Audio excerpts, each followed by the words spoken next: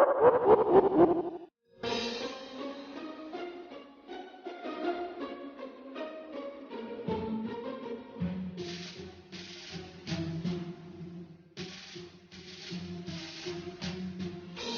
on your big Hollywood sunglasses and light the torch, because it's cellar time.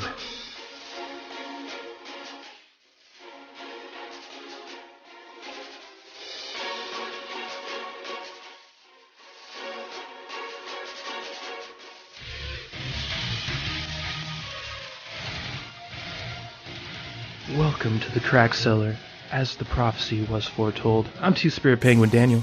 And I'm Broadcaster Nickels.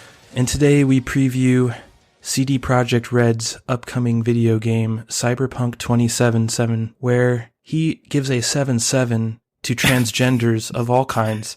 With equality, there's no judgment here, Nicholas. Can we talk about why you're doing a hard 7/7? Broadcaster Nickels, you know full well there is no such thing as a soft 7/7.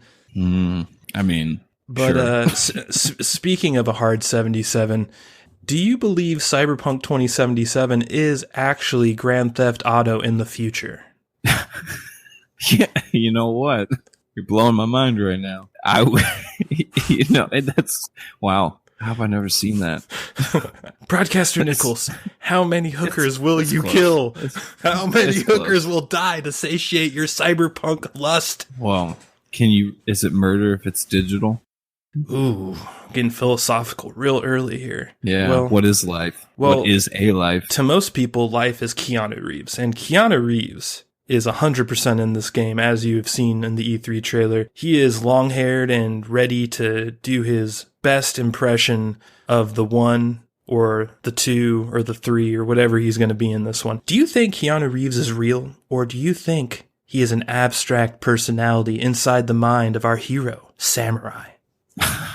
Well, no, it's already been confirmed. He's Johnny Silverhand, which is this iconic character from the Cyberpunk lore. I'm not huge into this universe, but there's Cyberpunk lore? Oh yeah, dude. God damn it. I did so much research. Yeah. Didn't know there was lore. I'm going blank right now, but there's a book that Cyberpunk is all pretty much based on. I forget the name of it. It's Snow something maybe. I might Snowpiercer? No, not Snowpiercer. No, not Chris Evans. I was going to say, this game's going to take a real weird turn then. No. But I'm probably going to... It's probably gets people will be pissed. But it's Snow something or something around that. But that's pretty much what all Cyberpunk lore is based on. Wait a second. And you're talking about Snow Crash. Okay. Snow Crash, yes. Yes. I've read Snow Crash like 4 times. That's really funny that it didn't occur to me till you said Snow something like the 6th time. But Crash... I don't want to bury the lead on that one, but I don't know why I brought that up, to be honest. Yeah. But Johnny Silverhand is an iconic character from Cyberpunk lore in general, and that's who Keanu Reeves is playing, and he's playing a digital ghost, is what they've CD PROJEKT RED has described. So Johnny Silverhand's act is already come and gone, and now he's this digital ghost that somehow is leading our character. Samurai, is that official? That's what our character's called? Yeah. See, I mean, like we were talking about earlier, I've been following the trailers and everything we've pretty much been given about 2077 in particular. Like, I don't know much about anything else, but I've just been following this current game. And from what I understand, he's an established character, and he is a digital ghost, and he is helping our character somehow, like Chip in the E3 demo and all that stuff that they've shown. He's in this disc, and he gets installed into our character's neck because of some mission he's helping the Voodoo Brothers, which is that big black guy with the dreads, and his gang and stuff like that. Yeah, I like that guy. He reminded me of like a Jamaican Barrett. Good shit. Yeah, I love the aesthetic of the universe, and that's honestly what's drawn me to the game, is because it's just so cool to see diversity. I don't want to sound cringy, but diversity done in a great way. You know, like there's this black voodoo Jamaican or whatever Haitian gang, however you want to put it, and they're just fucking like these extreme radical hackers that go on the dark web, and then there's these other people that are just like praying to this god that augment their bodies to the extreme for power, and just all kinds of crazy shit, you know. Yeah, for sure. That's diversity. Damn straight. And that's probably the quote of the episode. Now that's fucking diversity. So is it just me, or does CD Projekt Red exclusively do book covers for their video games? What's going on with them? Are they just the studio that takes books and makes them into video games? Yeah, I mean, with The Witcher and Cyberpunk. Didn't they have another franchise too? I can't really... I thought they did. Was The Witcher their first thing? I thought there was something before The Witcher. I thought that's what put them on the map again. Maybe they had something before, but I personally know them from The Witcher and then now Cyberpunk. Maybe I'm missing something. Yeah, I don't know. I'm not a huge CD Projekt Red fan. I admire them as a Western developer that hasn't capitulated to the new orthodoxy. They're one of the only Western developers that have resisted it. So from my perspective, I felt bad that I never played any Witcher games. Because I'm not a Witcher fan. I've never played any of them. I never played any of their other games. This is going to be my first CD Projekt Red game, Cyberpunk 2077. And the main thing that drew me immediately is exactly what drew you. The stark visuals. There is this very interesting mix of Blade Runner and like Deus Ex Machina. Like there's just this weird kind of, it's not too dark. It's dark, but it has kind of this neon overtone around it, like a Christmas tree. Well, yeah, there's actually a very neon look, I would say. Like everyone has the color palette is kind of neon, I would say. Put it that way. Yeah. Looks pretty heavy on the RPG elements. Do you think this is going to be a Cyberpunk KOTOR, basically? Because from what I was looking at, it had a very deep RPG system underneath the shooter shell. And the shooter shell actually kind of looked like Mass Effect a little bit. So maybe let me append that. Is this basically Cyberpunk KOTOR meets Mass Effect? Is that what this game is? No, I mean, from what I've seen, did you play Deus Ex much? Yes, not much. Okay, I played the first one time. The first one on PlayStation 2? Or PC. PC, okay. So there was Deus Ex Machina. That's the one I played. Oh, okay. You had a PC port? Shit. I believe, unless I'm from an alternate dimension, yeah. I played it on PC. I know that for sure. Okay, so just so we're on the same page, this is the one that came out, debuted on the PS3, and you're just playing it on the PC? I want to say yes. I remember I played this game back in like 2007 or something. I don't remember exactly when it was, but it was in the 2000s. It was not in the 2010s.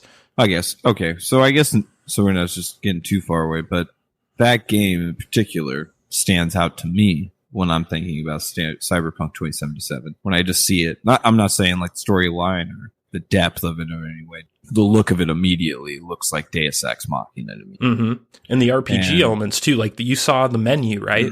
They did like this, I don't remember which trailer it was or which video, but there was one where it showed the menu system and it showed like the weapon customization and the skills and stuff. Did you see that? Yeah. That looked just like the menus from Deus Ex. Okay, yeah, so you probably played the same game. Yeah, they're definitely... And it's hard for me to really know fully because I don't know much about Cyberpunk 2077 or Cyberpunk in general. But I don't know who's stealing from who, I guess is what I'm trying to say.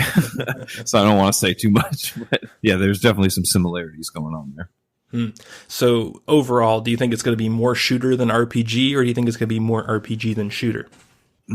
That's a good question. I think it's definitely going to be more RPG, just based on what I've heard and I know about CD Projekt Red, and our brother Randy, the Dirty Randy Productions over there. he played Witcher 3 a lot, so I've seen him kind of play it, and I can say confidently that these guys are definitely about their storyline, just like we were talking about with Death Stranding in the previous episode before it came out. I truly believe Kojima and the people over at CD Projekt Red, just based on their portfolio, put story before anything else. Like it has to be a thrilling and engaging thing before they even try to build a gameplay loop around it. It's funny because I've never played any of their games, but I almost innately know it just by the fact that all the games that they're making are based on books. So just ideologically speaking, if you're only making games based on books, of course the narrative is the most important thing to you. Otherwise, you wouldn't give a fuck about it being based on a book. Yeah. I mean, well, it's truly what it's about. It's all about engagement. You can make, well, I guess I'm just speaking for myself, but maybe you're one or the other, but I'm all about the story. You could have a really cool fucking game, Call of Duty, for instance, which I won't knock. It's a fucking awesome first person shooter. There's only so much I can take, you know? I'm not going to play it for a long time, you know? But when I look at great RPGs from the past and story driven games, I'm just like, yeah, maybe I might pick that up again and spend another 40 hours in it. I would never do that with a game like Call of Duty, which I respect and is super awesome and engaging for just a short bit, but I feel like getting punished online. Yeah, I agree with you. As a indie developer of video games, I never once ever considered making a video game in a genre other than RPG. Not once, not even for a split second, because there's only one reason to make a video game if you aren't getting paid to do it, and that is to tell a story. As far as I'm concerned, you're not going to be breaking any records with riveting gameplay mechanics when you're dealing on a budget of $0. You know, you're competing against people that have, you know, billion-dollar budgets with teams of 15,000 fucking people at EA or whatever. So it really speaks to the genre of the RPG that it calls all sides. It calls the giant budget, it calls the middle budget, it calls the low budget, and it calls the zero budget. There's no other genre of video game that can do that as far as I'm concerned. And that's one of the reasons I'm excited for Cyberpunk 2077, because it seems, from what I've seen, to really focus on the RPG elements and the storyline. For sure.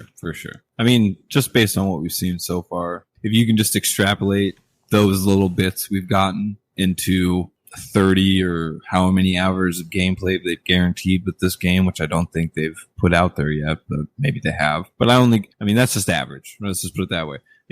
From what we've seen, if you get 30 more plus hours of that type of gameplay, it's going to be fucking awesome. It's going to be one of the coolest RPGs I've ever fucking played. Oh, yeah. Like, and that's the crux, too. It's, can they maintain? Because the thing that made KOTOR special, Knights of the Old Republic, for those that aren't familiar with the greatest Star Wars video game of all time, this game was consistently amazing for the entirety of its existence. There were no lulls. As soon as you were getting into a lull, all of a sudden you meet a fucking killer robot named HK-47 that calls you a flesh bag. You know what I mean? Like, there's no... A meat sack. There we go. Yeah. There were no lulls. It just maintained this brisk, even-keeled pace of excellence in an RPG, and I'm talking about a Western RPG here, because JRPGs have never really fallen off. There's always been maybe a small at times, but always a constant source of good JRPGs. That's not true with Western RPGs. Western RPGs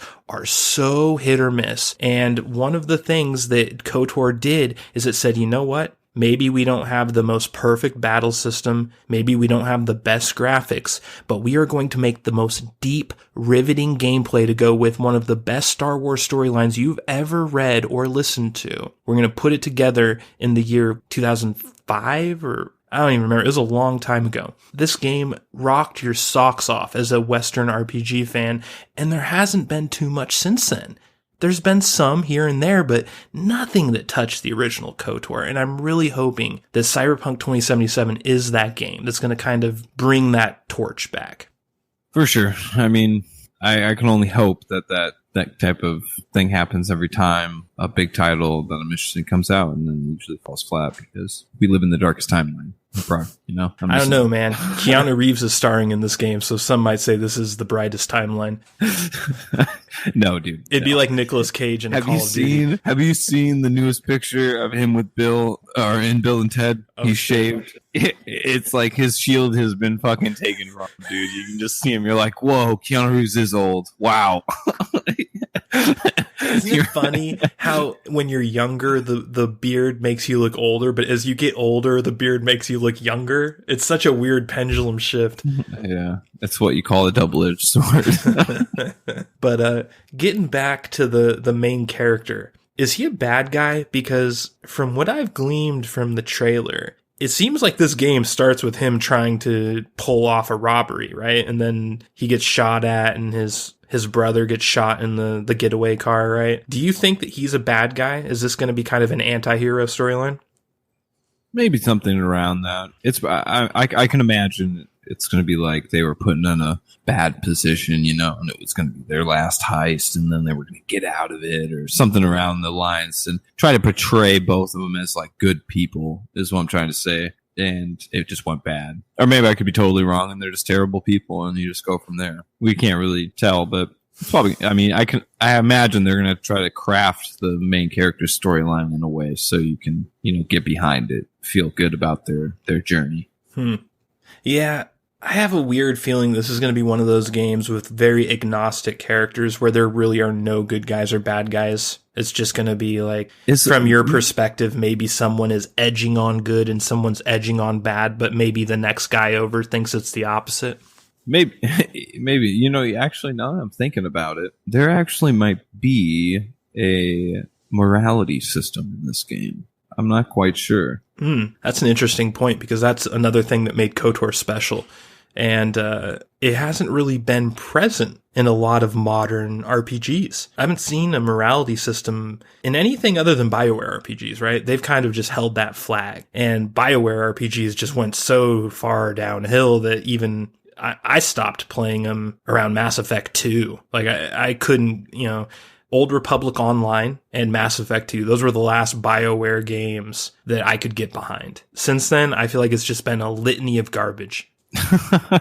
Yeah, it's not too well for the RPG genre. It's not been too well at all. No, but here's a quote from the developer. "We don't have a moral system per se. Instead," he explained, "we don't have a moral system exactly. Opens the door to more or less moral behavior, and players can step through or burn the house down as they see fit." So I don't know exactly what that means, but essentially they're saying that you can probably choose different pieces of dialogue to say to others, but you're not like becoming a evil or good saint at the end of the game. There's not two different endings, probably. Just different ways to get to the end. It sounds like there is a morality system, but there's no scorekeeping. So it's like T-ball.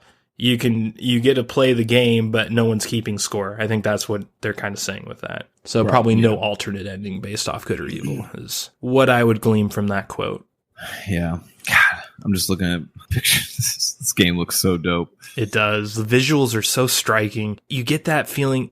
I mean, I don't want to, Blade Runner, obviously, but it's kind of just like this meta feeling. Like it kind of invokes the Matrix a little bit in certain ways. Just all kinds of like little, for sure, little properties where it kind of just comes together in a weird, unique format where it doesn't quite seem like any of these things itself, but when you put them all together.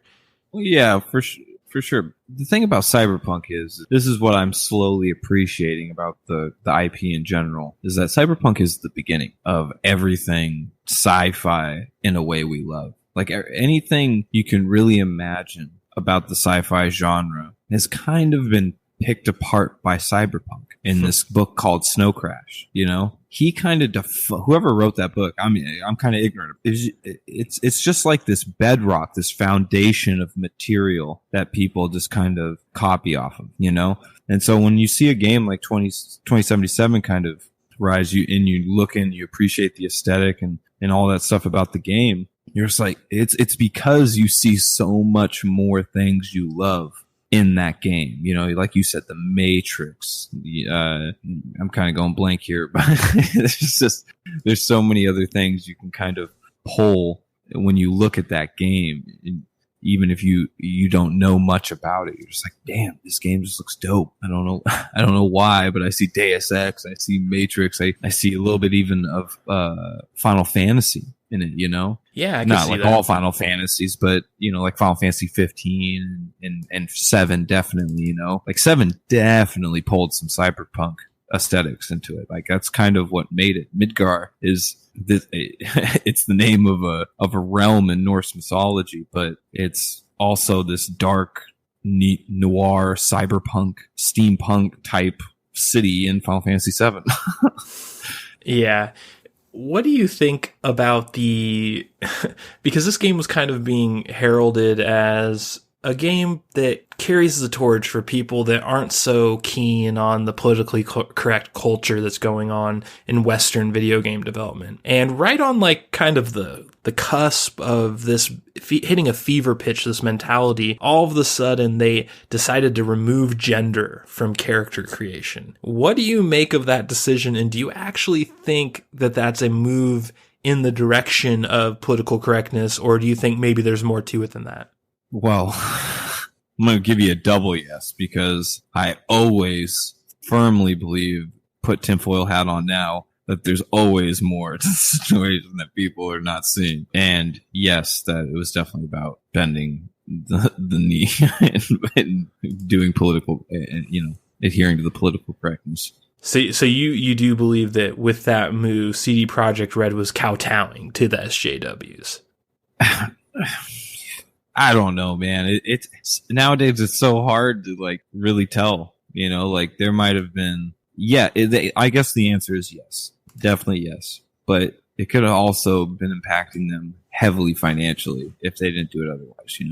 So maybe it might not be their ideology per se. You just never know. Well, you gotta understand, like, this company's they have hundreds of people they employ. Yeah. So it's hard to just be like, yeah, I'm not going to do that because I don't fucking believe in that. Oh, I got to let half my staff go because I don't have the budget now, Yeah, well, my perspective on it is a little different. I think that CD Projekt Red is kind of putting a facade up on this whole topic, and I'm not sure why they're doing it, but what I would point to is the Witcher television series, which I am watching. I've never played a Witcher game or read a Witcher book, but I am watching the Witcher television series on Netflix. And when I first started watching it, I was hearing all of the critics lambaste this television show as, misogynistic and, not, all the normal shit they say about television shows that don't toe their line. And I was watching it, and they were absolutely correct. The show so far is definitely not SJW at all. It has female characters, but it's kind of a misnomer to say, oh, if it has a female in it, it's fucking SJW. No, fucking Ellen Ripley is a fucking female, and she is in one of the greatest sci-fi movies of all time as the main character, so shut the fuck up. That's a total misnomer. However, I saw these opinions on the Witcher television series, and then I was looking at interviews from the creator of the Witcher television series before the series came out.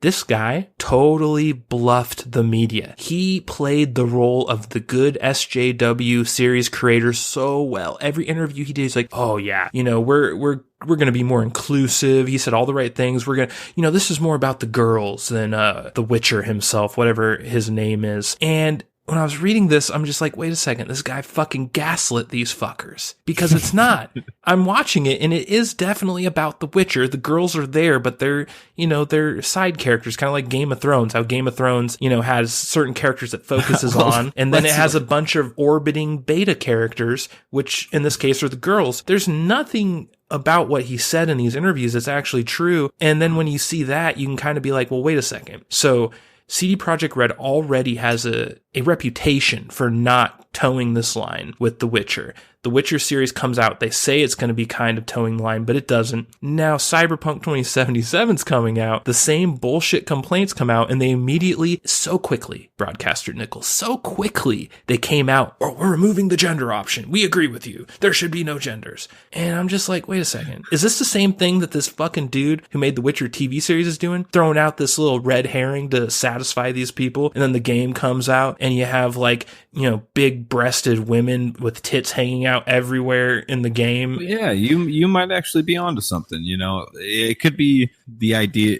Everyone knows that these fucking feverish feminists or fucking whatever shit you believe in, LGBT, queer, fucking all that shit. You it's feel like you need to QIPTQAA plus, Nicholas. Yeah, whatever you Please. feel like you need to inject into whoever's creation you feel is a problem, I guess is what I'm saying is people understand that those people just come by with the wind and are gone the next day, So all they got to do is satisfy them in just that present time, and they know that they'll just be gone and forget about them.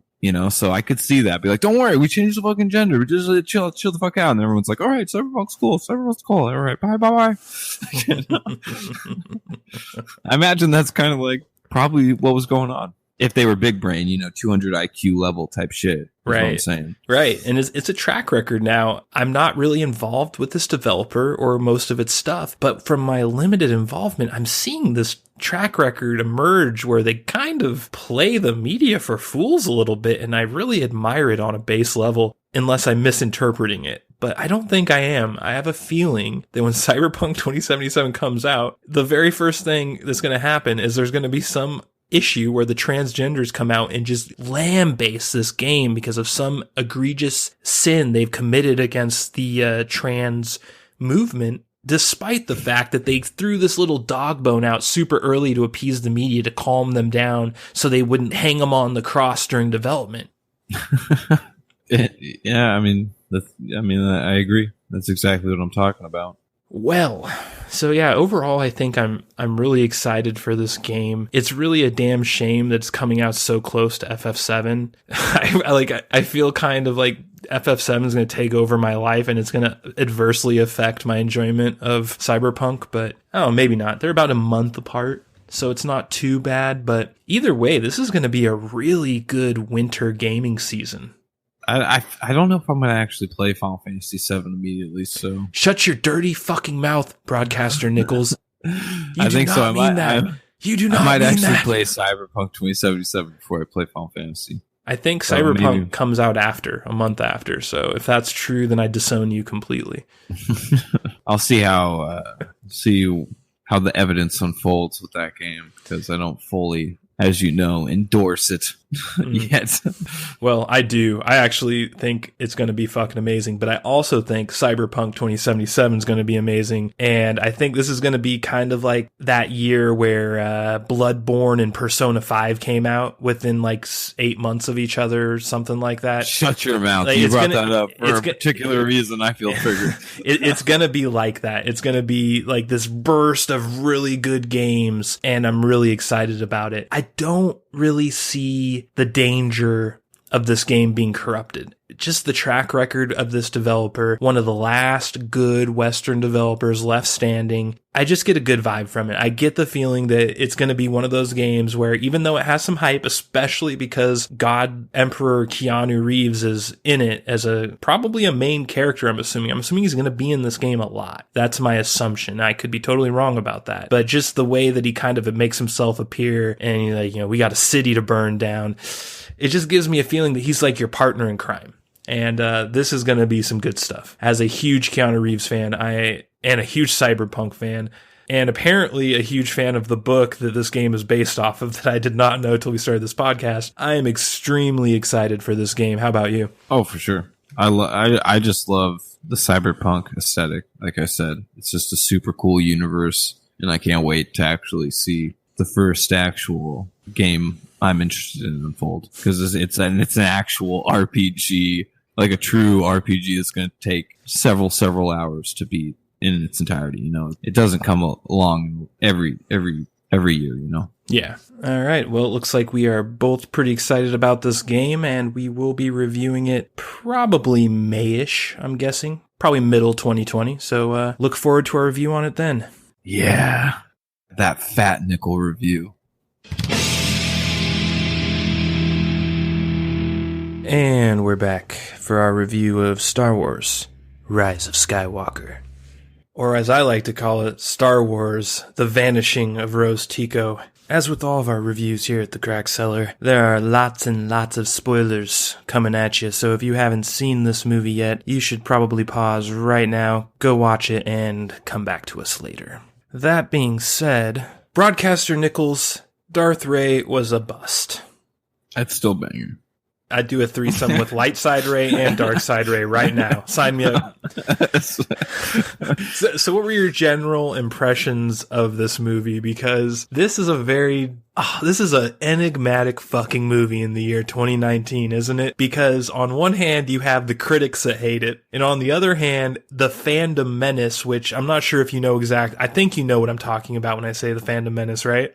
I've heard about this. So on one hand, you have the media hates this movie. And on the other hand, the fandom menace also hates this movie. And I found out about this before we went and saw it. And when I went into it knowing this, it really perplexed me, because I thought, as far as the fandom menace was concerned, if the media loves it, we hate it. And if the media hates it, we love it. Yet there is unity between the two on this movie. Broadcaster Nickels, what say you?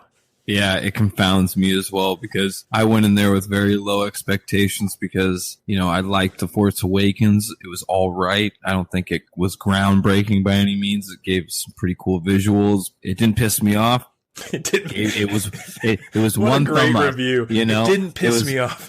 You know, it was one thumb up. I was like, they could have done more, but they did all right. And then the Last Jedi came out, and I was like, I wish I had more thumbs down, because I give it 4 thumbs down because those titties sucked. And then going into Return of the Jedi, or sorry, Rise of the Skywalker,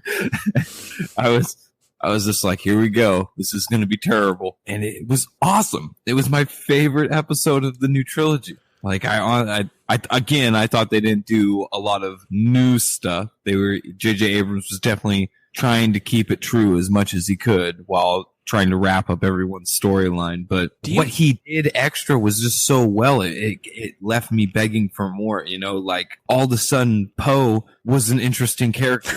You know, it was like, whoa, when did Poe become an interesting character? Let's know more about him. You know, like where's and the answer to that is as soon as they benched Rose Tico. Yeah, that was the funniest part, dude. She just became a background character instantly. Oh, dude, and I'll start it off right off the bat explaining to you exactly why the media hate this movie, and I can sum it up in 2 words. Because they background Rose Tico. Rose fucking Tico, dude. J.J. Abrams came in. He said, you, bitch that Rian Johnson hired, you're going to have 2 lines and you're going to shut the fuck up the rest of the movie.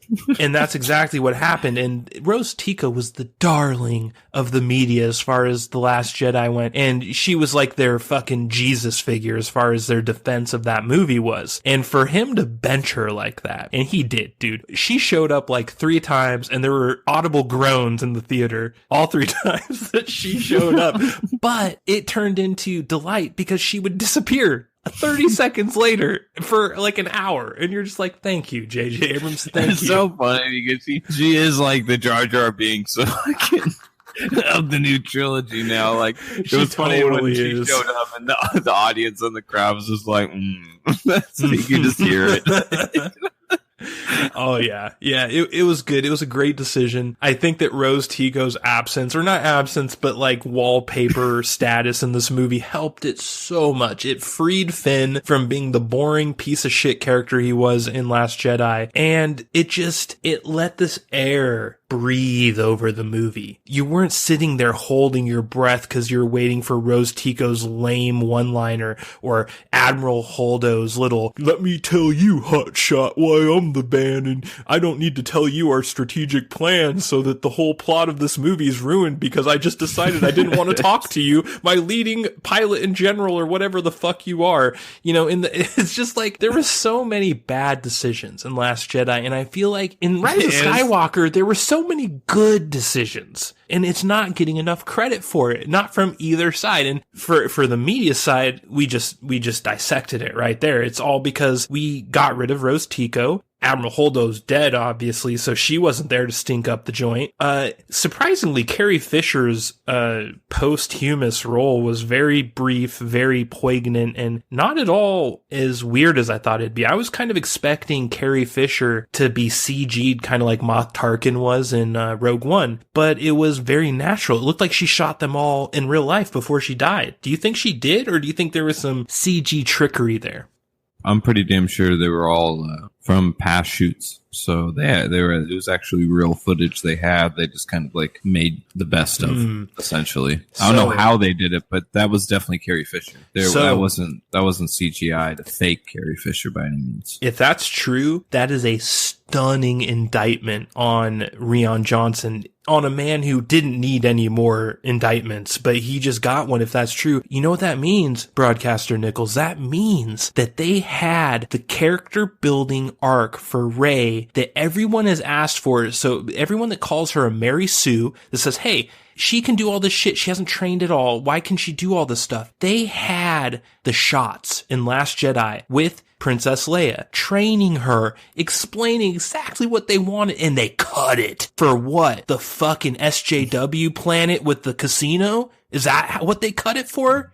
Yeah. Well, let's not even get started with that shit. Like, It's just the whole movie is just a breath of fucking fresh air, man. It was just so refreshing to see. I mean, it was pretty fast paced. Don't get me wrong. There was a lot of stuff they were just rushing right by us. But everything that they did show us was just, it was good. It was so good. Like right from the get-go, when, you know, Kylo Ren is like on this mission, he just grabs this abstract artifact, which is just so instinctually Sith, you know? Like you didn't have to, like, no one needs to know what's going on. He's just battling in a war and he just fucking opens his chest and there's this Sith artifact and he takes it. It's just like, you didn't need to know it was the plot of the whole movie. It just was dope. You know, just every scene was super cool that they rushed by.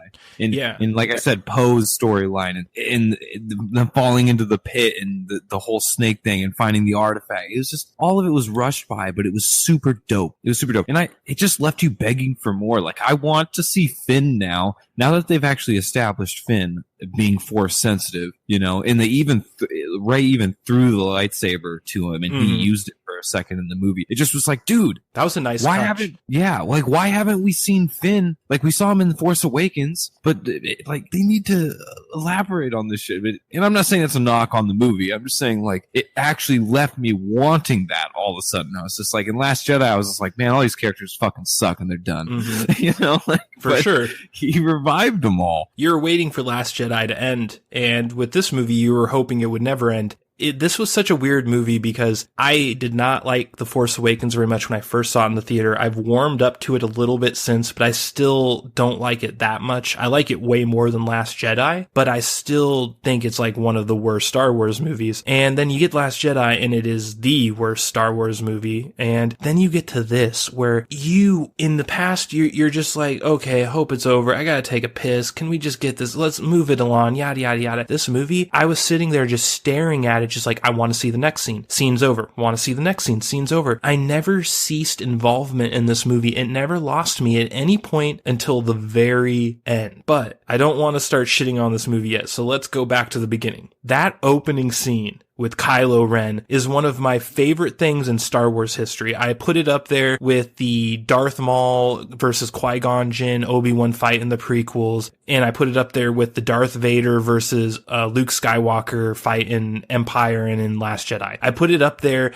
in that tier of those moments in Star Wars that are iconic, and that when you think of Star Wars, that's what you think of. A bunch of kids who saw this movie in the last week, these 10-year-old kids that are seeing this movie, 20 years from now, they're going to be talking about the beginning of Rise of Skywalker. When Kylo Ren, like you said, starts off on this ice planet, fighting these people, doing this crazy lightsaber shit to get this Korriban crystal. And he gets it. You immediately see it as a Sith crystal. And it's just like this journey, and it has like this beginning and this end, and it leads him to the hidden ship of Palpatine where he's hiding there. Hidden planet in this ship in just like this weird icy darkness. I loved that atmosphere of this shot, and he goes to it, gets in, and and I love, this is another thing.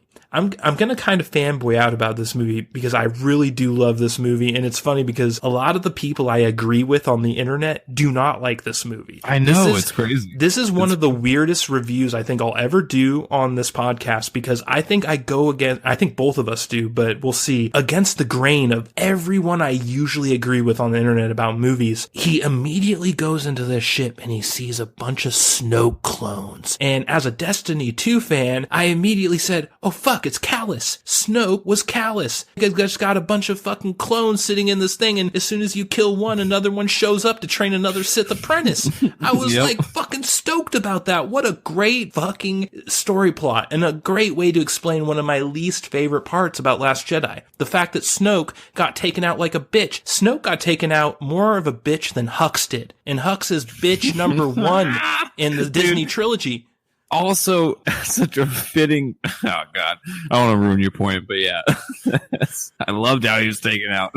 Yes. The Hux had such a great role in this movie. I actually liked Hux in Last Jedi too. He was one of my favorite parts of The Last Jedi, and a lot of people disagreed with me on that. I didn't hate Last Jedi as much as some people did, but I definitely didn't view it as a strong movie. But the Hux stuff it amused me. Him and the crank call in the beginning, all like the purist fans are like, oh, it's not the spirit screw Star Wars. I found that shit hilarious. And I was cool with that. And Hux was a big part of that because Hux's acting was so fucking good in that scene and in Rise of Skywalker when guess what? One of the best actors in the fucking franchise. Are you kidding me? You know, he is in the Disney franchise. You're right. He is. He's up there, dude. And in the beginning of this movie, he kind of just plays like a quiet version of Hux who's just kind of afraid of Kylo Ren. He doesn't want to say shit to Kylo Ren. So he's just like kind of cowering in corners and shit. And then at this point of the movie where they're aboard Kylo Ren's flagship, they get freed and it's by fucking Hux. And Hux is just like, guess what? I'm the spy.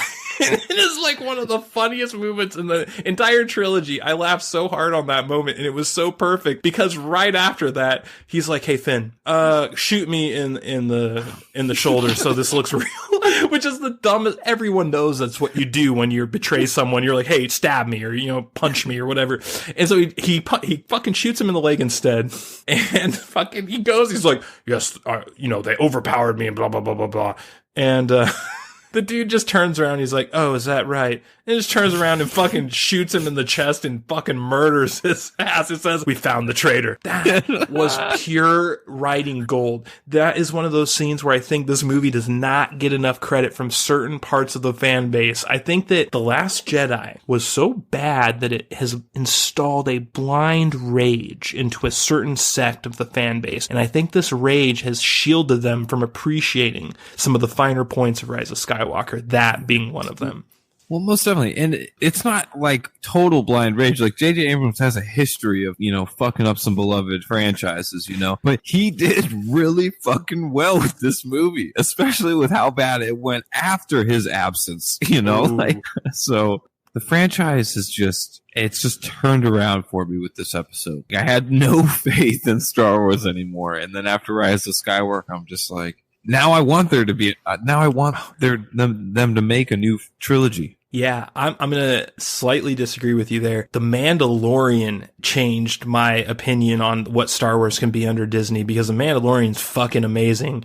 And we're definitely going to review The Mandalorian season 1 once it finishes. And I think The Mandalorian is what really changed it for me. And and this is the thing that I also use as kind of a counter argument against my Star Wars fanboyism. When I go into these movies, I always kind of like them more when I first watch them. As time goes on, I kind of look at them more critically, but because I'm a Star Wars fanboy, I kind of just go in like a little kid in a candy store, no matter how bad it is first. The Mandalorian kind of primed me a little bit for disappointment because, dude, are you current on The Mandalorian? Yeah. So The Mandalorian has been fucking amazing the last 2 episodes. And I mean, the whole series has been amazing except for 1 episode, but just the last 2 were really fucking good. And I watched the newest episode the night before we went in to watch this movie. So I'm sitting here with Jon Favreau's version of Star Wars in my brain to compare Rise of Skywalker with. And I go in there kind of set up to not like the movie. And I came out of that movie, 30 minutes left to go in that movie. It was in like my top 3 Star Wars movies of all time. I was ready to put it above Return of Jedi, but then the ending came. And man, what a letdown. Dude, how in the hell do you have such a great movie going this long, and then in the last 20 minutes you do so much to ruin it? Yeah, and not only did it seem like bad, like poor taste at the, like, partially with the whole Rey and Kylo end, but the aftermath of the victory too. Like, it just seemed like so much pandering. They had to, like, that end scene was just all women running to women and women hugging and women kissing. It's just like, I get it. Like, all right, women power, but it's just like, holy fuck. Like, yeah. You know what it was to me? It was J.J. Abrams basically being pragmatic and being like, listen, I'm in Hollywood. I have a diversity quota I have to meet. So this is what we're going to do. We're going to make 99% of the fucking movie with absolutely none of this bullshit. And then at the very end, we're going to stick in 30 seconds of hell to fucking glaciate all of the, the SJW media crowd. Unfortunately, that did not work because the media is fucking panning this movie. Yeah, that's true. But not to hate on what's easily hateable, to go back to the actual true ending in the movie, which is when Rey and Kylo's story finally concludes. I don't know. I search my soul sometimes and I'm just like, is that me just being disappointed in something I wanted to happen that didn't? Or did the story actually suck? Like, was that something that was acceptable that happened, or was it truly a shitty storyline? Yeah, I know exactly what you're talking about. I felt the exact same way because there's some parts of that ending that are so good. The room itself, like the Arboretum type room, was so sick. The throne itself was so sick. Palpatine and his fucking evil puppet apparatus thing that lifted him into the ground like a dude. Everything about that was so sick. Yeah, dude. And I loved how he kept all the robed audience just abstract. Like there was he didn't explain them at all. So you could just kind of let your imagination go wild with it. Are they a bunch of clones of Palpatine that are all watching? Is it just like an embodiment of the Force or the dark side of the Force watching? Like who knows what it was? It was just so dope. They were all there just watching. Totally. Yeah, for most of that scene, that's all I could fixate on was who are these people. On one hand, they're like the NPCs in Rocket League. So like in the Rocket League arenas, you have these little floating balloons, right? They're like supposed to be viewers. Yeah. In one hand, they're like them, but on the other hand, they might be Palpatine clones. On the other hand, they might be Snoke clones. It's just like a weird, or maybe it's just apparitions of all the Sith that ever existed in the history of the Star Wars universe. Like there's which so Palpatine many. Pretty much said in that movie. Yeah, exactly. So like there's so many versions of it, and that is the mark of a good movie, is when you have something that you can have 4 legitimate theories on that could all be true, but you never get the answer on. Yeah. And when I heard they were going to bring back Palpatine, I was super disappointed. I was going to be like, God, man, are you kidding me? Like you got to rehash this shit again? But it was dope, dude. Everything about his role in the movie was super dope. Yeah, I think we both agree that the best thing about this movie, and despite what you might have heard from any voices on YouTube or whatever, the best part of this movie is Palpatine. It's not derivative. It's not, member berries. It's not any of the bullshit you've probably heard. No, it is a amazingly well-crafted way to bring Palpatine back into the storyline and explain Rey's lineage in a non-corny way, because everyone and their goddamn fucking grandma thought that Rey was a Skywalker. It was Luke's, bastard daughter or whatever, it's something like that. And it was a red herring. The name Rise of Skywalker was a red herring to throw people off. Another mark of a great movie with a great director. He made the title a deception to try and throw you off, because she's not a Skywalker. She's a fucking Palpatine. And this is one of the main sticking points I have, though, is they kind of ruined it at the end. And again, we're going to harp on the ending a lot in this review, because that's the only bad part of this movie, as far as I'm concerned, is the ending. And it was so cringe at the very, very end when Rey says, "I'm Rey Skywalker." You're not fucking Rey Skywalker. You're Rey Palpatine, okay? And that's the thing, too, is that he was able to make everyone's storyline not only palpable, but, good. Yeah. Finn's, Rey's, Poe's, C-3PO, dude. C-3PO was great in this movie. Dude. How fucking crazy is that to say? Not only that, but I thought Kylo's storyline was not only probably the best out of all 3 episodes, but I thought he kind of stole the movie as well. He did. Like his character arc was super good. Super fucking good. It was. Him and Palpatine were probably the best parts of the movie. For sure. Their discourse was perfect, and the guy who plays Kylo Ren is a good actor. I'm now convinced after seeing all 3 of these movies that the actor that plays Kylo Ren is a fucking good actor. Adam Driver. Yeah. I'm on board with that guy's acting. He really did steal the show in this movie. Yeah, but Rey, I just couldn't get behind it all. I was so disappointed in that character. And then in the 3rd episode, she was just totally redeemed. She was cool. No, she wasn't just redeemed. She was fucking cool, dude. Yeah, dude. She had this Indiana Jones attitude, which is very George Lucas and very cool. And she, very early in this movie, she starts doing Force Unleashed shit. She starts fucking doing Darth Malgus shit. She's pulling ships out of the sky and then fucking doing Force Storm on them, dark side shit. And even Chewbacca, man. Chewbacca was back. It was crazy. It's what happened to Chewbacca just being shoehorned into this fucking nostalgic character piece that no one gave a fuck about in The Last Jedi. Now he's actually this funny comic relief character like he's supposed to be. It was crazy. Yeah, it really was. So, do you think that Snoke was a clone that had its own will but was sort of programmed by Palpatine? Or do you think Snoke is a clone that was literally imprinted with Palpatine's mind in it? So when you watch Force Awakens and you watch Last Jedi, do you think that those scenes with Snoke were actually Palpatine talking himself? I mean, that's a good question. I couldn't know for certain, right? But I think what most likely happened was they were just clones imprinted with a certain agenda, like a certain personality that was on it. Like they had a certain mission. And they acted accordingly. I don't think it was probably Palpatine puppeting all of them, because I don't know how many Snokes were alive at once. Was it just like one Snoke out there at one time? And if that's the case, then probably Palpatine could probably handle that, just puppeting Snoke as his like surrogate out there in the universe. But if it was multiple Snokes trying to discover all the potential Sith chosen ones out there, then that'd probably be hard for even somebody like Palpatine because of his condition. But who knows? And what is his condition, Broadcaster Nickels? What is Palpatine's condition? Because I have a lot of questions now about Palpatine and the lineage of the Sith, because he claims in this movie that he is Snoke, he is Vader, he is all of the Sith. So this can go a few different ways. It can mean that he is in contact with everyone, kind of like the way Rey is in the end of this movie, where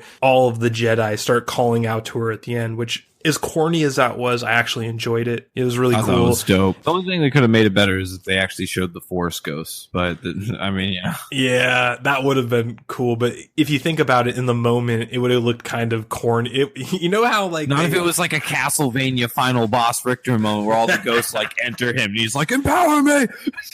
That actually would have been sick as hell. God, like, right? That would have been cool. I like that idea. Just goes Super Saiyan Rey. But that's the thing, like, so many things could have improved the ending of this movie. It is so weird how this movie was so good till the end, and they just made so many mistakes in the end. But getting back to Palpatine, you think that Snoke was a puppet rather than an imprint. You think that he had his own will, but Palpatine kind of controlled that will, but it was his own will, correct? Yeah. I think he was, again, I think he was just a clone imprinted with a certain agenda. It just matters the scale, I guess. Was there just one, or was there many? Because if there was many, then I don't think Palpatine was really involved with any of them. I think they were just imprinted with an agenda and a certain mindset. Okay, well, here's a fucking theory for you. Are you sure Palpatine isn't a clone too, just like Snoke, made by Plagueis? Well, so here's the interesting part, and which really intrigued, is when Palpatine alluded the fact that Rey and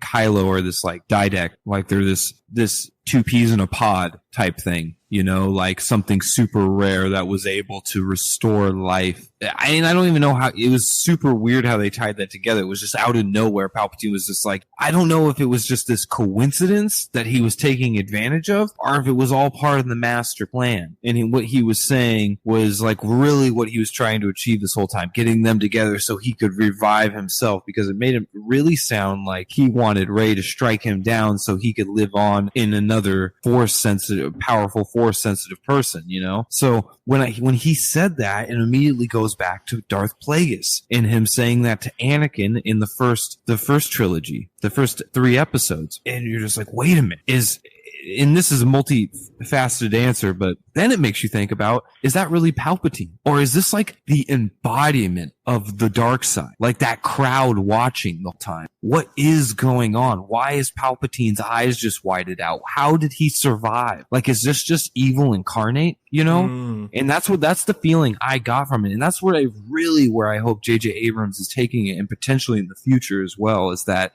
wasn't Palpatine at all. That was the dark side of the Force, like just the heart of it, because they were on the home Sith planet, They were fucking with some true evil that wanted to get out, is what I'm kind of hoping was going on. It does kind of depend on some non-assumptions. So, like, a lot of the problems people have with this movie is they'll say, oh, you just brought Palpatine back for member berries. Oh, remember Palpatine? Remember how cool he was in the original trilogy and blah, blah, blah, blah, blah. Yeah. No, that is not what this was. As far as I'm concerned, this was a reveal by J.J. Abrams saying, hey, the Sith are not what you think they are. So from that perspective, Plagueis could be the propagator of Palpatine, and either Darth Malak or Darth Revan could be the propagator of Plagueis. There's this unending line of Sith. If you follow the entire storyline that exists for Star Wars, these Sith, it kind of makes sense that they would be like, well, I'm going to die someday. I'm going to make clones that can propagate my will. Well, yeah, I mean, there's so many ways you can go with the idea that there's just this underlying rule of darkness that propagates through all Sith hosts, you know, like it's always going to find the most powerful one and try to keep that one alive as much as possible. And then that ends up just being Darth Sidious, you know, it was Darth Plagueis before or whatever. Yeah. I don't know. I think the coolest idea, in my opinion, is that Darth Sidious, Palpatine, was just one of the most powerful Sith Lords that came about, and people recognized and feared him for a long time. And in this time period that all these movies are in, he's just the evilest thing that people could imagine, and that's why they saw Palpatine on that Sith planet. It could have been any Sith of the time, you know, like if this movie was around the old Republic time, you know, it could have been Revan on that planet that people feared. That's what I like to think. Yeah, I think the dark side stuff with this movie was superbly written, and it leaves, I think, the best writing style for anything based in fantasy or sci-fi is always to give an answer, but the answer should leave 4 more questions than what you started with. And as long as you get that initial answer, it's fine.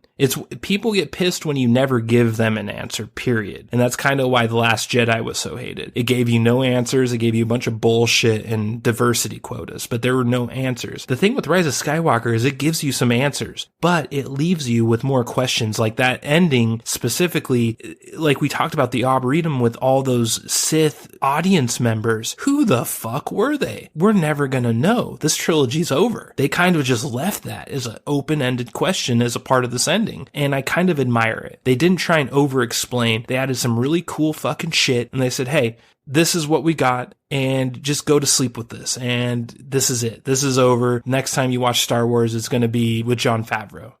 Yep. And I hope they really let that rest for a long time. I really hope they take away all the fucked up things they did with Star Wars and let it rest for a second and come back with some really strong fucking content. Because if they come out with another trilogy that is as poor and as ill-received as this new one that came out, the franchise is over. There's not enough Jon Favreau episodes of Mandalorian that will save the IP.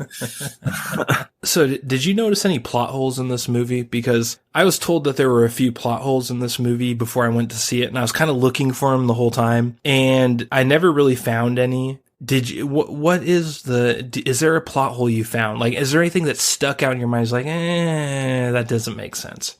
No, not really. I might be missing something. I mean, I only watched The Last Jedi once. I really didn't like it. I've only watched The Force Awakens like a handful of times. I tell you right now, I'm going to be watching The Rise of Skywalker several times. Doesn't it make you sad too? Because as kind of mediocre as Force Awakens is, it's okay. But do you think J.J. Abrams wrote The Rise of Skywalker in a way that invalidates The Last Jedi and allows you to start with Force Awakens and go straight to Rise of Skywalker and not miss a goddamn thing? It does. Oh, it does, doesn't it? It does, for sure. Like, you could totally skip past The Last Jedi and like, it would make sense. You wouldn't get that feeling like, wait a minute, did I miss something? You know? They hang a lantern on all the facts that they acknowledge from Last Jedi, but like, the death of Snoke. You know, in the very beginning, Palpatine says, I am Snoke. And Kylo's like, I killed Snoke. Perfect. They immediately explain what happened in the middle movie, so you don't have to see it. You know what's happening. And it's funny, too, because him just saying he killed Snoke is a better death than what they did for Snoke. Yes!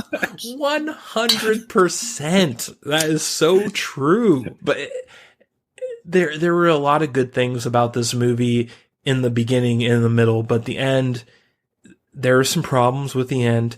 And before we get to the end, I want to briefly go over a couple more things. First of all, I have an announcement to make. Guess what? That was fucking Felicity. Unreal. How could you Unreal. How could you tell just by looking at her eyes? Felicity Zori Bliss was the woman power character of Rise of Skywalker. If you're going to look at this movie and dissect it and say, what Rey was? All right, she's the main character of the entire trilogy. I'm going to discount... That bitch shot a ship out of the sky with lightning, man. She's a powerful woman, all right? Zori Bliss was definitely the SJW character. She was the strong woman character in this movie. She wasn't bad. Think about how much better as a character she was written in this movie than, say, Rose Tico from Last Jedi. I don't think it's fair to compare those two. It is fair, because Rose Tico should have been written just like Zori Bliss was in Rise of Skywalker in Last Jedi. For sure. And if they did that, you wouldn't have had all the bullshit that convinced like a chunk of the Star Wars fandom that it was dead. Let's be real. Let's put the real tinfoil hat on. Oh shit, here we go. I think Zori Bliss's role was Rose Tico's role. Oh, like shit. Literally. I think the script that Rian Johnson threw away, Rose Tico was pasted right over where Zori Bliss was. I'm telling you right now, because as soon as you pick up, you're like, wait a minute, this is a good storyline. These people have rapport. Their interactions are awesome. Like, why weren't we, wait a minute, what's going on? This is just a new character in the fucking little rack thing that's fucking operating on C-3PO. Oh. Like, what the fuck? Yeah, the C-3PO stuff was not quite what I expected, but I really enjoyed it. Like, I like how they kind of built it up, like, with him, like, I'm just taking a final look at my friends, like, building it up like he was never gonna be the same again, and then, like, he just goes evil for, like, 20 seconds, and he's like, alright, I'm back, like, whatever. I liked how they kind of, like, flipped your expectations on that moment. Yeah, and he just had like a bad acid trip the rest of the movie, you know, just slowly got his memories back, and fucking R2D2 just fucks the rest of the movie. Yeah. Dude, can you believe in the year 2019 that we're talking about C-3PO and R2D2 being great characters in a movie? Yeah, like they're supposed to be. They were so good. I mean, C-3PO more than R2D2. This was C-3PO's movie. If you look at all of the Star Wars movies, every single one of them, this was C-3PO's movie. And I find that amazing, because the second choice would be A New Hope, the original Star Wars. And he was really good in A New Hope. But dude, I laughed so much more at him in Rise of Skywalker than I ever did in A New Hope. I couldn't believe it. It was J.J. Abrams kind of like touching the ether a little bit with C-3PO. I couldn't believe how well he wrote that character. Yeah, he did. I honestly think this is one of J.J. Abrams' best movies, period. Like, he did really well. I'm inclined to agree with you. I'm a J.J. Abrams fan, more so than most people. He's kind of a meme to most people, kind of like M. Night Shyamalan. But to me, I'm a J.J. fan. I love Lost. It's one of my favorite television shows of all time. I love the ending, even though everyone fucking hates the ending of Lost. I love the ending of Lost. Same with Sopranos, too. I have a thing with endings. I know. I often like endings that people universally hate, and everyone bitches so much about the ending of Sopranos and the ending of Lost. I love both of them, so fuck you. All right, I'm a J.J. Abrams fan, and I have to say, Force Awakens turned me off from J.J. Abrams. I started to doubt my kind of trust in J.J. Abrams after that movie. And this movie totally restored it. It started with the benching of Rose Tico. It continued with the redemption of Rey, and it culminated with one of the funniest things of this movie, and that is Finn literally ghosting Rose Tico and then finding his gap-toothed waifu on this new planet, and just like spending the entire movie with her. And then like there's one scene with Rose Tico where essentially he's like, "Shut up, Rose Tico," and he just moves. It goes back to the movie. Well, no, he gives her the shoulder pat. He's just like, "Don't worry, all right." That was like the most interaction they had. It's like, oh, it was so good. That was so funny too how they set Finn up. I keep saying it, but all those characters just got redeemed. Like, Finn actually started to get a storyline in this movie. He got a significant other. He got established as a Force-sensitive person that might actually get it developed that later on, you know. He had a critical role in helping the war outside of in the orbit or whatever you want to call it, the planet. That was at the end of this movie. So one thing before we get to the ending is the worst love triangle ever.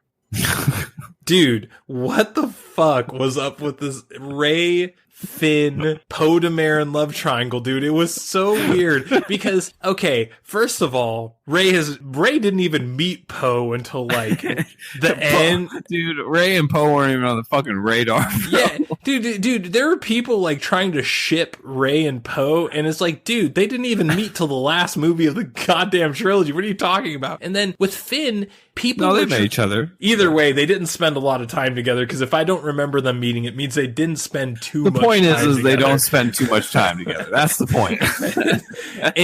and with Finn, it was like there was never any chemistry with them, and the most chemistry with Rey the entire trilogy was always with Kylo Ren, and it was so obvious, but they like forced this love triangle in. But so then fucking weird. This is the thing that I love most about this bullshit love triangle, is that J.J. Abrams almost is intentional with deconstructing it. He's like, all right, this is what we're going to do. First, we're going to have Poe meet Felicity on this planet, and Felicity is going to help him get up and get Chewbacca back, and that's going to end his involvement with Rey. Then we're going to get Gap-Tooth waifu for Finn and totally replace his love interest with not only Rose Tico, but also in the love triangle with Rey. And what does this leave? This leaves Kylo Ren ready to come in and take that final kiss in the ending. He's like, I got her. Fuck you, Finn. Fuck you, Poe Dameron. I gotta bang Daisy Ridley. You know, he didn't actually get a banger, but in his mind, he did before he vanished as a Force ghost. No, dude, he like Demolition Man banged her, dude. Oh, yeah, there you go.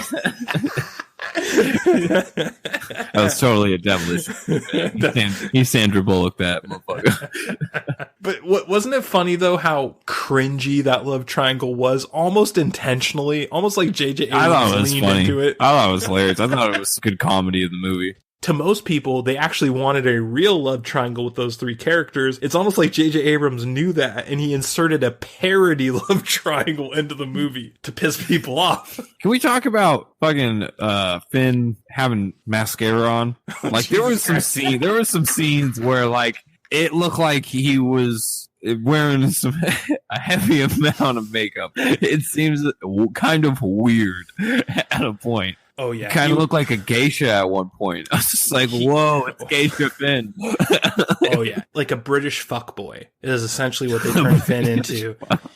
That hairstyle they gave him, that is like the official hairstyle of like the British fuckboy. I'm the Justin Bieber of UK. When I saw the trailer for when all the animals get released and they're all having that, like, I don't know what you call it, but, you know, one of those scenes where they're all on horseback on the frontier, you know, right? Yeah. I saw that in the trailer. I was like, cringe. When it actually happened in the movie, I was like, oh, that's dope. Yeah. Like, it actually had a purpose. Like, yeah, I totally agree with that too. When I saw it in the trailer, I also thought it was lame, but then in the movie, I felt like that about everything except for the part with Darth Ray. I was very disappointed. I was still disappointed in that. Yeah, when she got into like the ruins of the Death Star, and all of a sudden you see those mirrors from the same mirrors from Luke's. They were actually, I thought they were like dark crystals. They looked just like those mirrors that she looked into on Luke's island, but kind of different, but kind of the same. You know, like you can't really pinpoint if they're the same or not. But as soon as I saw them, I was like, I knew instantly. As soon as I saw those mirrors, I was like, oh, Darth Ray is a vision. There is no Darth Ray. And that was one of my least favorite parts of the movie, other than the ending. Yeah, I didn't really have any, now that you bring up Darth Ray, I think I was more than just disappointed in that scene. I actually just didn't like that scene at all. Yeah, I thought the whole sharp teeth, like, was just, it was just stupid. And it was like, it reminded me of Fishman Island from One Piece. I was like, all right, dude, come on, calm down. Let's get out of here, all right?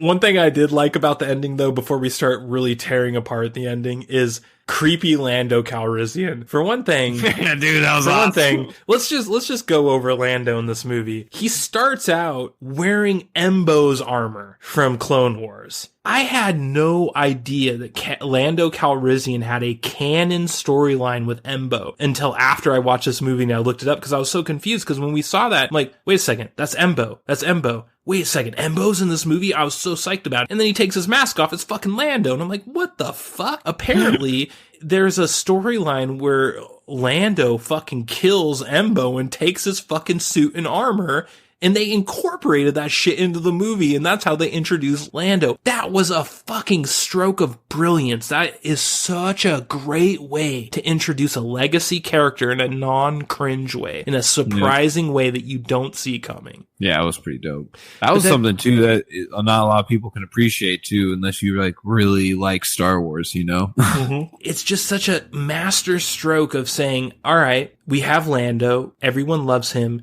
We need to bring him in a way where people don't cringe. Let's surprise them. Let's fucking put Embo's armor on him. And then when they Google this shit after they watch the movie, they're going to see that this is actually established elsewhere and that we took this and we played with it. And that, as a hardcore Star Wars fan, I love that shit. And then the treatment of Lando in this movie was so superb. He starts out saying, I'm not a pilot anymore. You know, I'm just chilling on this desert planet, but you know, I'll help you out a little bit. And it just cruxes with him being in the fucking Millennium Falcon, but she'd be like, yeehaw, let's go, Chewie, fuck yeah. Like, it was such a great fucking transition. It was brilliant, because it's like, it's how everyone thinks. Like, when they first get into something, they're like, I'm too old for that. You know, that's behind me. And they get a little bit more into it, and all of a sudden they start yeehawing. It's just such a great way to transition him in. And then we get to the ending where this is one of my favorite parts of the movie. This is one of my favorite parts of the entire movie, is at the very end, just like no connection, nothing setting this up. It's just like out of nowhere, it shows Finn's gap tooth waifu just chilling, and then Lando, it pans Lando, and Lando's like, hey, what are you doing? And she's like, and Finn's gap tooth waifu's like looking around looking for Finn, and he's nowhere, and she's like, I don't know, Finn's gone, you know what? And then Lando's like, oh yeah, you want to come with me? And then that cuts away from it. It's like that was the end of the storyline for Lando and fucking Finn's gap tooth waifu. Is it Lando? He fucking went in there and he stole her, and that was the end. That was the end of their part of this movie, and it was such a fucking great way to end Lando. It was such a great way to end. I don't think that's what happened. But wait, what do you think happened? Well, at first I thought, the first half of that conversation, I thought that they were trying to establish that was Lando's daughter. You know? Oh, I did not get that at all. That's what I was picking up. He was trying to insinuate that was his daughter, and he was like trying to get her to understand that. And then the other half of it, when he started to get real creepy, I was like, no, wait a minute. Lando's just trying to pick this girl up right now. See, I got the latter of that. I didn't get the former. I did not at all. There was no part of me that thought that was Lando's daughter, because I thought that was classic Lando, like with Leia in Empire Strikes Back, just like, hey, what are you doing? You know what I mean? Like, it was just so perfect. Yeah, it was pretty fucking funny. But yeah, Lando was written great in this movie. He was treated well. It was so good. And it's funny because you would think of all the characters that they brought back in this trilogy. They brought back Luke. They brought back Han. They brought back Leia. They brought back Yoda. They brought back fucking Yoda. And out of all these bringbacks, Lando gets treated the best. Yeah, dude, he was surprising. Dude, if you were to go back 10 years and be like, Lando's going to redeem the new trilogy, you were like, what? Not Luke, not Han, not Leia? No, dude. Lando comes in at the very end. So, getting away from Lando a little bit, Hux. So, I'm a fan of Hux. We in the beginning of this review, we kind of talked a bit about Hux. Hux goes down like a fucking bitch, and I fucking love the fact that he went down like a bitch. I love the way they set him up as just like this doofus of the Empire, and they gave him the exact ending that he wanted. Is there anything more that you wanted from Hux in this trilogy? No, and it was from the beginning of the movie, it was so well set up, his whole little role in the movie. Just right when they're like, we have a mole in the council, and they just all look at each other, and Hux just looks across the table at that guy. He's like, definitely not me. It must be you. It just turns out it's fucking him. Then he, like, when he rescues, no one could even believe it. They're just like, really? It's like the whole audience was thinking that, like, what? For sure. The writing was so concise with him, and it really showed, like, there's this pattern in this movie where all of the sub-characters are written so concisely. It's like, okay, we know that these characters are not going to have a lot of screen time, so let's use their screen time the best we possibly can, and there is no better example of that than fucking Hux, dude. He comes into the trilogy like a bitch, he goes through the trilogy like a bitch, and then he goes down like a bitch. And that is a hero's journey as far as I'm concerned. He's a likable bitch, though, because all of his moves are comical. Like, even in The Last Jedi, he had some of the best scenes, like when Kylo was, like, knocked out in the walker. And fucking he just starts slowly pulling the gun. He's just like, well, if I just shoot this motherfucker right now, it'll all be over. Oh, my like, God. No one brings the attitude that Hux brought. No, definitely not. He's gonna be that unsung hero of this trilogy. Did you hear about the actors of the Star Wars, the Disney Star Wars movies, and JJ talk mad shit about The Last Jedi before the movie came out and as the movie was coming out? I didn't know that. Oh, dude, it's comical. And this is another reason why I think the media is so butthurt about this movie and just destroying it in the reviews, is because in like the media lead up to this movie, J.J. Abrams did several interviews, and he's like, no one goes to see a Star Wars movie to be told nothing matters and your lineage doesn't matter and nothing matters and it's all just bullshit. And the SJW crowd on Twitter got so butthurt about this. And then as we got further close to the release of the movie, all of the actors started talking shit about Last Jedi, dude. I kid you not. Daisy Ridley, Rey, Adam Driver, Kylo Ren, whoever plays Finn, all of them. I don't think Poe Dameron said anything. Whoever plays Poe Dameron. Because he's too busy actually acting in other movies. Yeah, he's too busy ruining the best villain of X-Men. But here's the thing. They all started talking shit about The Last Jedi, and you never heard any of them talk shit about Last Jedi until this moment. Then all of them come out in unison, and they're just like, yeah, Last Jedi sucked. Come watch this new movie. And I found that really, really interesting because A, that means Disney does not have as much control over these actors as we might think, or these directors as we might think. J.J. Abrams and all these guys, if they wanted to stay in Disney's good graces, they wouldn't come out and talk shit about Last Jedi, but they did. And it's pretty funny. So now every major actor ever involved in Last Jedi has talked shit about it. That is a fact. There's no one involved in that movie other than Rian Johnson that's not talked shit about that movie. And I find that hilarious. I think he already talked shit about about Rise of Skywalker. I saw, like, in my news feed some articles where, like, Rian Johnson responds to criticism of Last Jedi in wake of Rise of Skywalker. And I was like, let's file this under shit I will never read in 5,000 years. I didn't even think about clicking. It's like, oh, okay, cool. Let me hear from the guy that almost ruined Star Wars about how bad the greatest Disney Star Wars movie is. Yeah.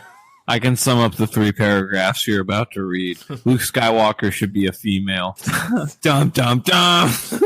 Right, well, let's get into this ending now because, oh boy. This was such a great movie until the end. And the end started so good.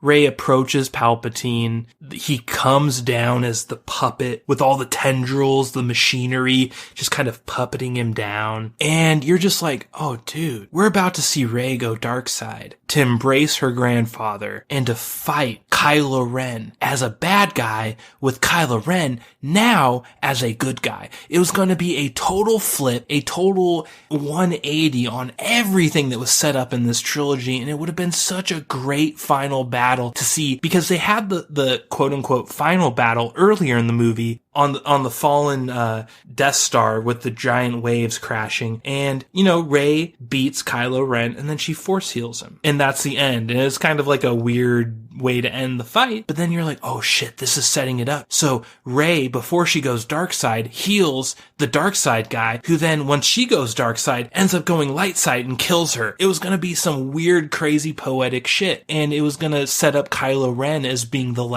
actual last Jedi. And then you could kind of say The Rise of Skywalker. Because although he doesn't have his mother's last name is fucking Skywalker. So it makes so much more sense for him to be the Rise of Skywalker than Daisy Ridley, aka Rey Palpatine.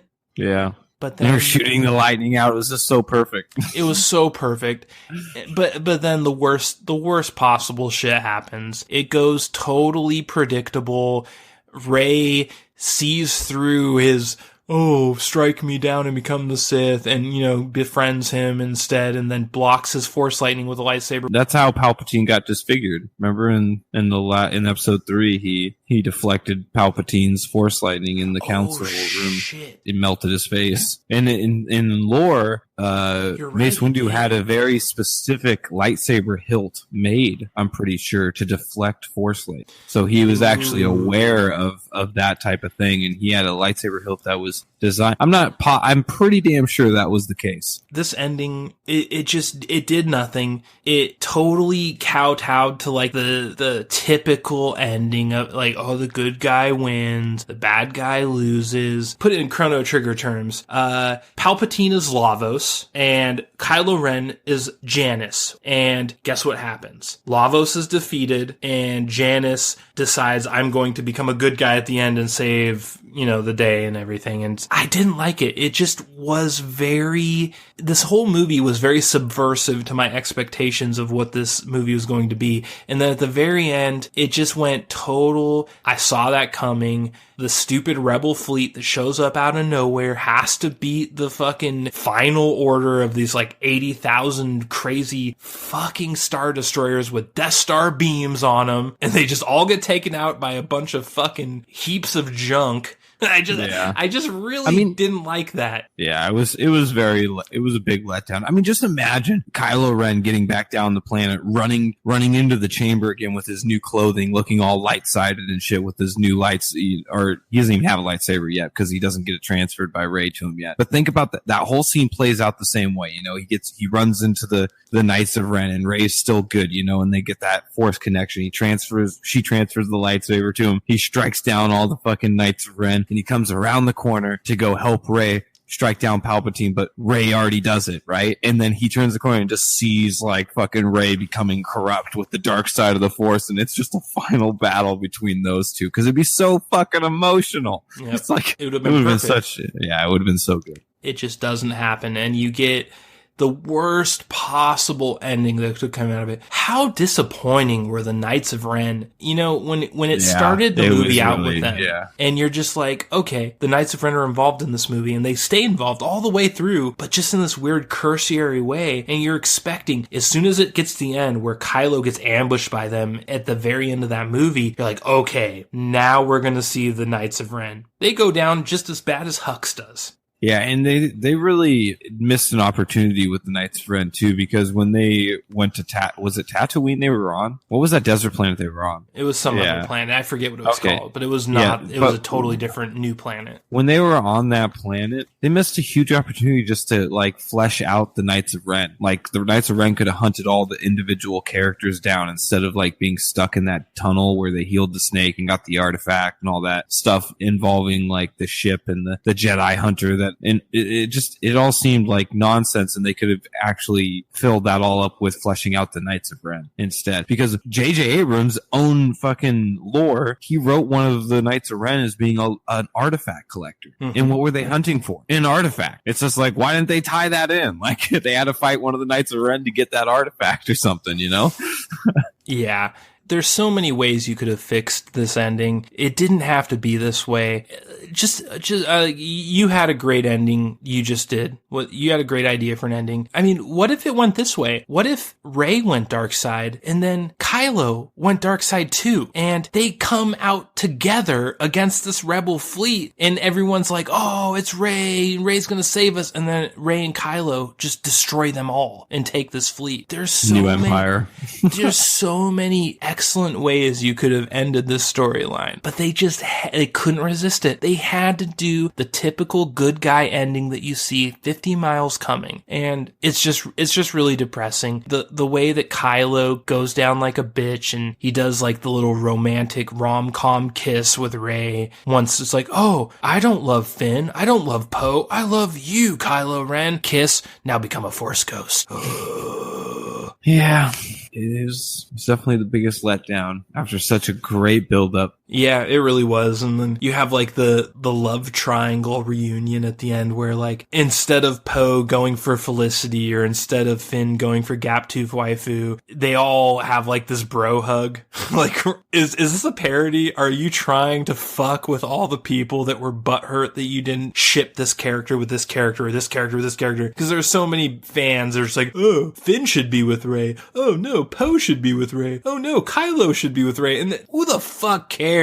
But these people debated this shit. Like, dude, they were stalking the actor Kylo Ren, Adam Driver. They were like stalking him and like sending death threats to his real life wife because they wanted him to marry Daisy Ridley. And you're just like, oh, dude, there is a dark underbelly to the Disney Star Wars fan base. And I do call them the Disney Star Wars fan base because I do not believe any original trilogy fans ever threatened the life of Adam Driver's wife. Call me crazy, but I don't think anyone who watched the original trilogy, who grew up with the original trilogy, said a goddamn thing to Adam Driver's wife. I think it was all people that are fucking modern SJWs that were brought to Star Wars with The Last Jedi from the media, from Vox.com. When people use the word toxic fan base or whatever, I'm just like, that's fucking ridiculous. But then when I found out about the whole Reylo thing, I was just like, oh, that's toxic. Like, now I know how it can get bad, how bad it can get. Oh shit. Because that's just disgusting. So can we agree that this is the best Star Wars movie under Disney? Yeah. So you like this more than Rogue One? Oh no. No. I think Rogue One's still the best. So you think it is the second best Disney Star Wars movie then after Rogue One? For sure, definitely. It's the best. I think it's the best of the new trilogy. I like Rise of Skywalker more than Rogue One. Rise of Skywalker is my favorite Disney umbrella Star Wars movie. And that being said, Broadcaster Nickels, do you have any closing statements on this movie before we give it our official rating? Yeah, I think anybody that was doubtful of the franchise will have a renewed faith when watching this movie. I hope so, at least. If not, I feel like you're toxic and I don't want you in this fandom, all right? So get the fuck out of my fucking club. But yeah, it's a great movie, and it restores so much hope that Disney actually has the capability of delivering a AAA Star Wars experience. Yeah, I agree with you, and I guess my closing statement would be J.J. Abrams started a mediocre Disney trilogy imitating Star Wars, and Rian Johnson took that and ran it into the deepest, darkest gutter that exists in the universe. And J.J. Abrams took a tractor beam and pulled that shit out of the gutter and brought it up into the stratosphere. And that is an accomplishment in and of itself. Broadcaster Nickels, what is your official Joker rating for Rise of Skywalker? It's going to get a big old Jackie Nix. A Jack Nicholson. Well, my official rating for this movie is a Joaquin Phoenix. I will call this movie a flawed masterpiece. And I say that for one reason. I was going to give this a Jack Nicholson. When I left the theater, in my brain, I was saying, this is a Jack Nicholson. This is a Jack Nicholson. I slept on it. And then I thought to myself, you know what? The ending wasn't great. But the rest of the movie was so much better than I thought. And here's the thing. I love this movie. I love the whole way until the last 10 minutes, essentially. And I cannot let the last 10 minutes completely derail my view of this movie. I think this is the best Disney Star Wars movie of all time, as of now. And I actually think this movie competes with the prequel trilogy and with Return of the Jedi. This movie does not compete with Empire Strikes Back. It does not compete with A New Hope. But I do believe it's in that same stratosphere as Return of the Jedi and all of the prequel movies. So I'm going to give this a very low Joaquin Phoenix, basically as low as you can get on a Joaquin Phoenix, bordering it's on an Jack IGN Nicholson. 9.5 Joaquin Phoenix.